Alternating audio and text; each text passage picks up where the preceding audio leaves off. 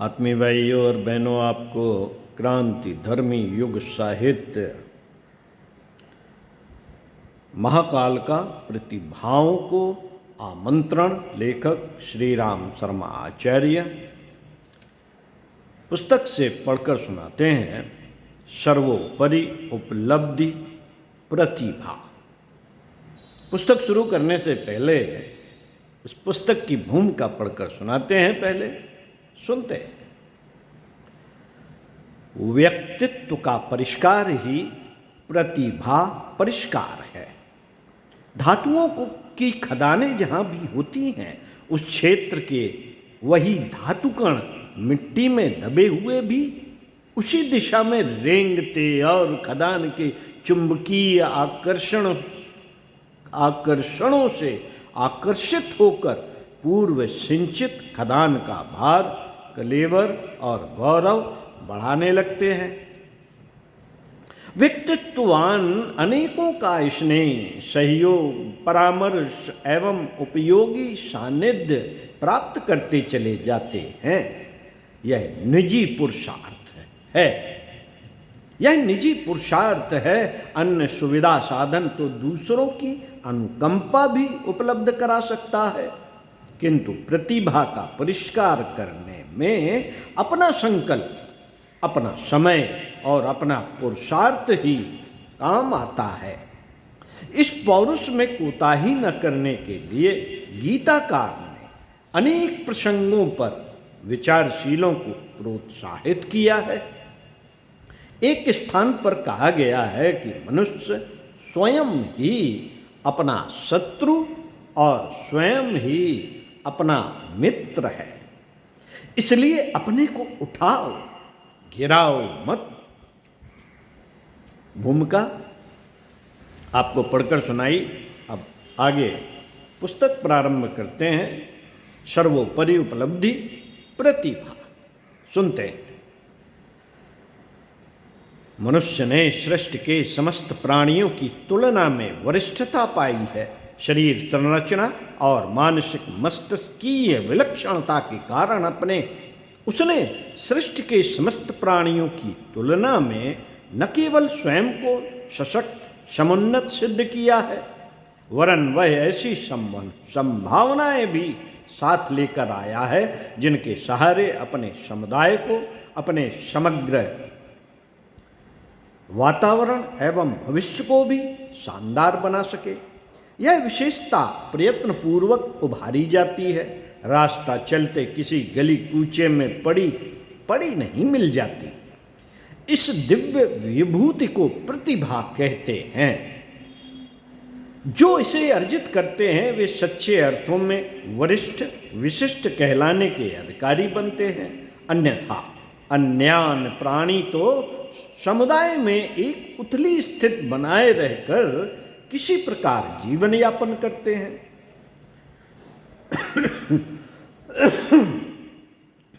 साथियों, मनुष्य गिलहरी की तरह पेड़ पर नहीं चढ़ सकता, बंदर की तरह कुलाचे नहीं भर सकता, बैल जितनी भार वहन की क्षमता भी उसमें नहीं है, दौड़ने में वह चीते की तुलना तो क्या करेगा।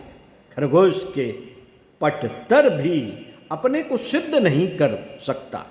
पक्षियों की तरह आकाश में उड़ना उसके लिए संभव नहीं। न मछलियों की तरह पानी में डुबकी ही लगा सकता है। अनेक बातों में वह अन्य प्राणियों की तुलना में बहुत पीछे है, किंतु विशिष्ट मात्रा में मिली चतुरता, कुशलता के सहारे वह सभी को मात देता है और अपने को वरिष्ठ सिद्ध करता है। व्यवहारिक जीवन में मनुष्य अन्य प्राणी समुदाय की तुलना में अनेक दृष्टियों से कहीं आगे है। वह उसी की नियति है। अधिकांश मनुष्यों को अन्य प्राणियों की अपेक्षा अधिक सुविधा संपन्न जीवन यापन करते हुए देखा जाता है।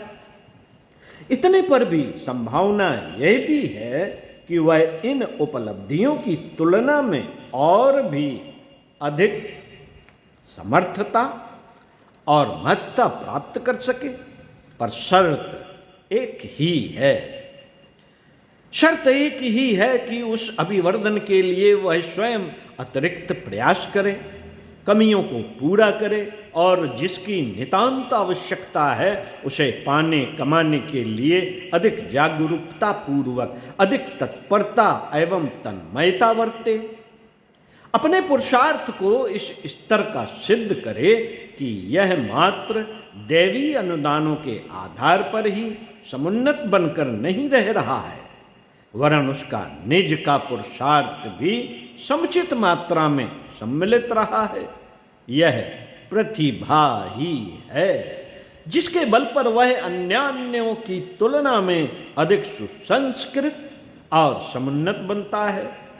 गोताखोर गहरी डुबकी लगाकर मोती बीनते हैं, हीरे खोजने वाले खदान का चप्पा चप्पा ढूंढ डालते हैं। प्रतिभा को उपलब्ध करने के लिए भी इससे कम प्रयास से काम नहीं चलता।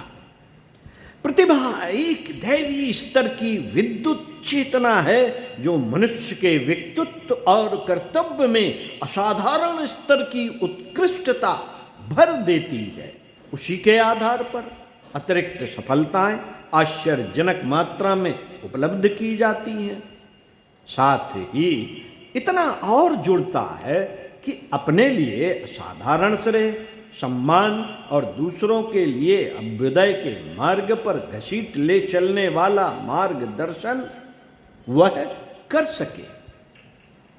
गिरों को उठाने, डूबतों को उबारने और किसी तरह समय गुजारने वालों को उत्कर्ष की ऊंचाई तक उछालने में समर्थ हो सके। मित्रों, प्रतिभाशाली लोगों को असाधारण कहते हैं, विशिष्ट और वरिष्ठ भी कहा जाता है। साधारण जनों को तो जिंदगी के दिन पूरे करने में ही जो दौड़ धूप करनी पड़ती है, झंझटों से निपटना और जीवन यापन के साधन जुटाना आवश्यक होता है, उसे ही किसी प्रकार पूरा कर पाते हैं।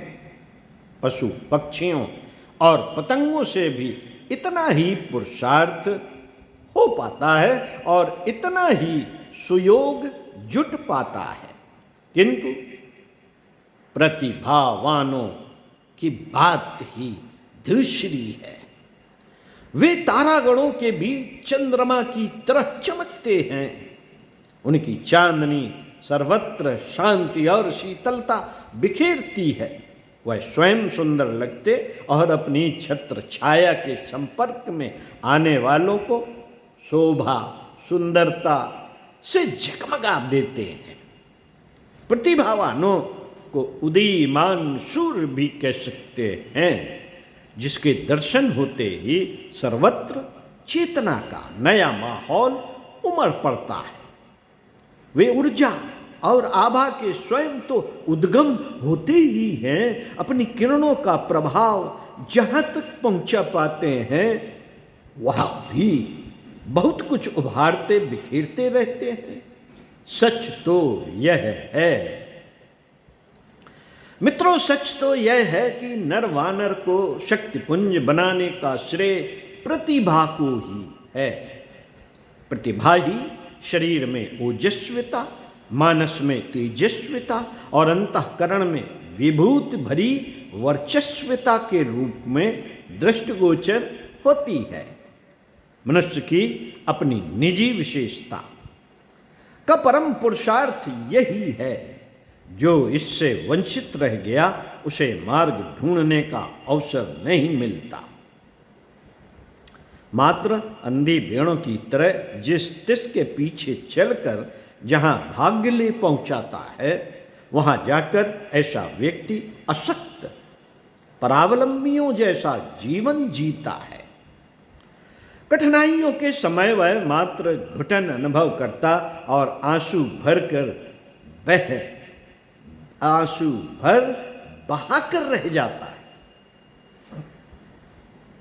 संसार असंख्य पिछड़े लोगों से भरा पड़ा है।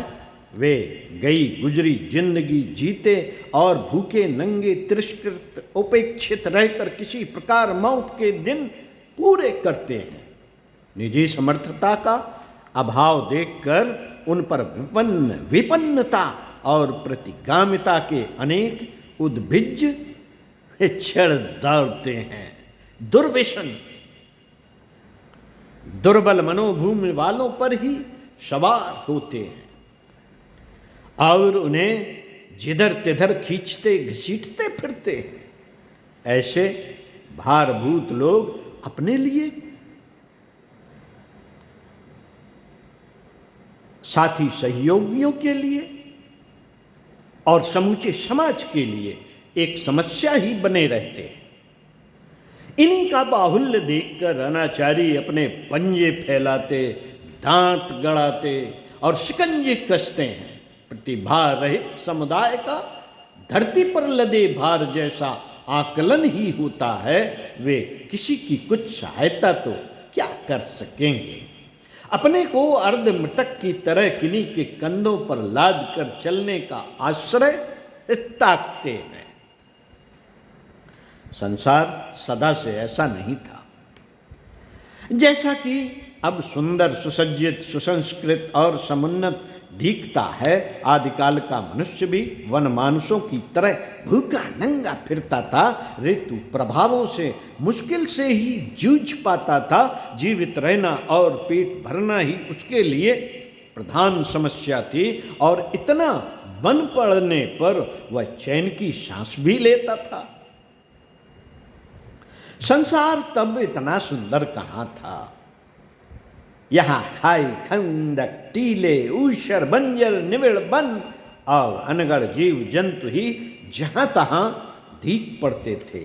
आहार, जल और निवास तक की सुविधा न थी। फिर अन्य साधनों का उत्पादन और उपयोग बन पड़ने की बात ही कहाँ बन पाती होगी। प्रश्न है, आज का हाट बाजारों, उद्योग व्यवसायों, विज्ञान आविष्कारों, सुविधा साधनों, अस्त्र शस्त्र, साज शोभा, शिक्षा और संपदा से भरा पूरा संसार अपने आप ही नहीं बन गया है। अपने आप ही नहीं बन गया है। उसने मनुष्य की प्रतिभा विकसित होने के साथ साथ अपने कलेवर का विस्तार भी किया है। श्रेय मनुष्य को दिया जाता है, पर वस्तुतः दुनिया जानती है कि वहां सब कुछ संपदा और बुद्धिमत्ता का ही खेल है।